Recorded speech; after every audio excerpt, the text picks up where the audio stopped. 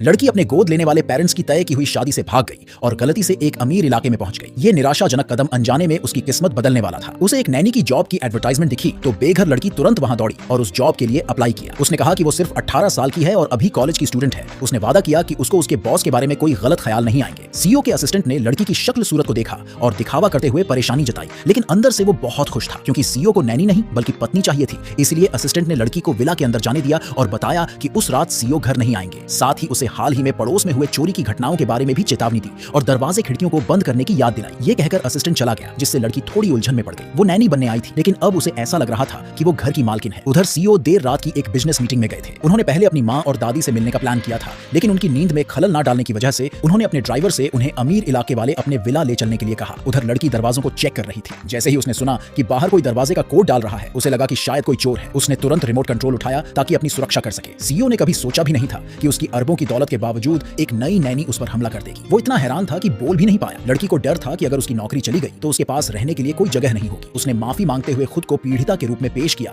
और सीईओ को समझाने की कोशिश की कि उसने उसे चोर क्यों समझा, लेकिन जितनी ज्यादा वो समझाती उतनी ही बातें बिगड़ती चली गई। सीईओ गुस्से में गंभीर चेहरा बनाते हुए उठे और चले गए। लड़की को डर था कि उसे नौकरी से निकाल दिया जाएगा। उसे कॉलेज की फीस भरने के लिए नौकरी की सख्त जरूरत थी और वो नहीं चाहती थी कि उसके गोद लेने वाले पेरेंट्स उसे किसी बूढ़े कुंवारे के हाथों बेच दें। अपनी नौकरी बचाने के लिए वो सीईओ के पास एक आइस पैक लेकर माफी मांगने गई, लेकिन जैसे ही लड़की सीईओ के कमरे के पास पहुंची, उसने उसे शावर से बाहर आते